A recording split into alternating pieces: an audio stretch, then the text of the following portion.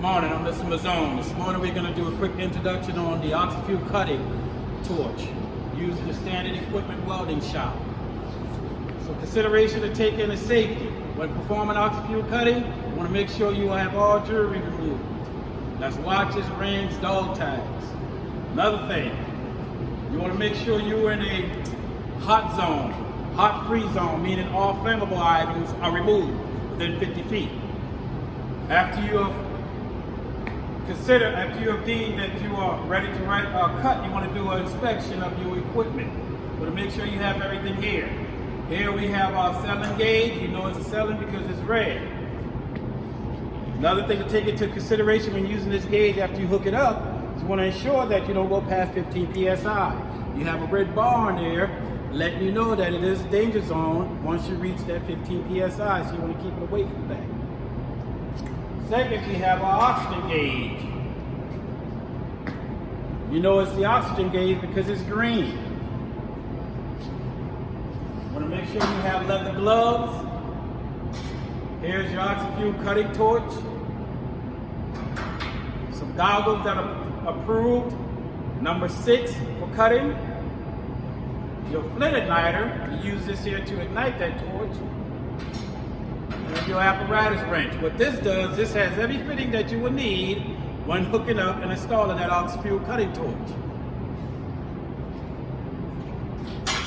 Over here we have our acetylene tank. This tank must remain in a vertical position. If you have to move this tank for any period of time, let's say for example I had to move it into the annex and reinstall because it was empty. If I moved that tank and I laid it on this side for 15 minutes, rule of thought is you would leave it up, sit it upright for 30 minutes. Behind this, you have your oxygen cylinder. Now that oxygen cylinder can be utilized in a horizontal position. It doesn't matter if you have it sitting upright or in a flat position. I went ahead and installed the oxygen regulator on that bottle and the lining. Today, what we're going to do in the installation process is I'm going to install the acetylene regulator so that you all can see it. The reason why I'm doing that because this here is a little different when installing.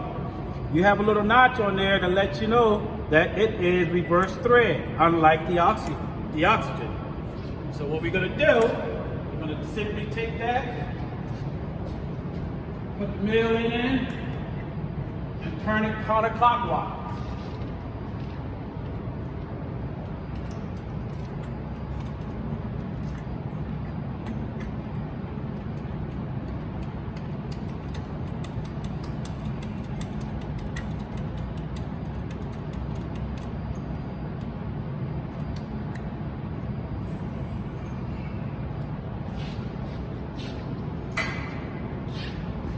Secure it. I take that apparatus wrench,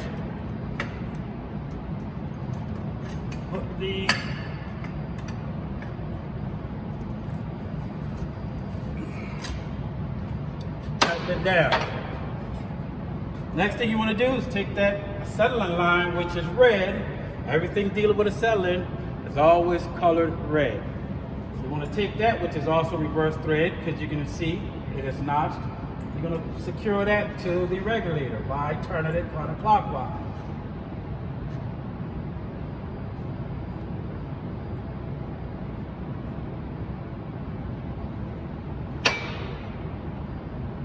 Once you're done, again, you're going to tighten it down using that apparatus wrench.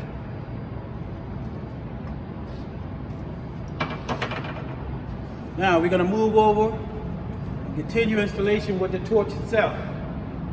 On this torch, you can see here, you have your fuel, which is your acetylene, and you have your oxygen. Your oxygen, again, is your green line. So you're going to secure that, tighten it by turning it to clockwise.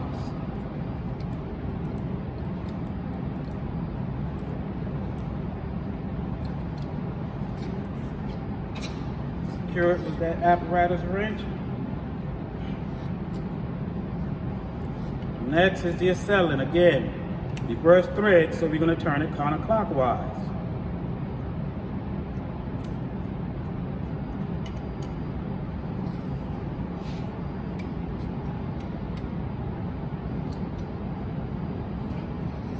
once we're done, that's all required when installing this. So again, just to recap what we did, I went ahead and installed the oxygen prior to the demo. Once the camera started, we showed you all how to install the acetylene, which is reverse thread. Now the next thing we want to do is apply air to the setup. So what we're going to do is turn all the valves off by turning it clockwise. Turn the acetylene on just a quarter of a turn. Next thing you're going to do is you're going to turn on the oxygen. So I'm going to reach right here. Now the oxygen is a little different. You want to open that cylinder up all the way. The acetylene you can't do it because it becomes unstable.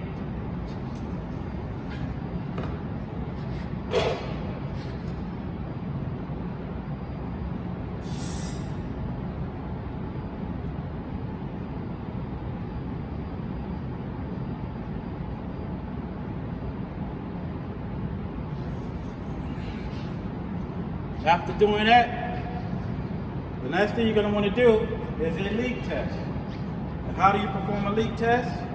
Simply take a bottle of soapy water and spray it on every fitting on your setup.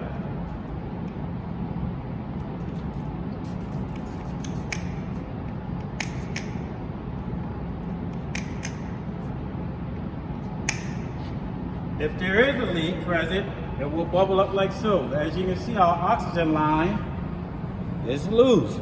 So I'm going to have to reseal that so that there are no leaks present. So once we're here, we already protected one. I'm going to continue on and spray it on the other fitting to ensure there are no leaks.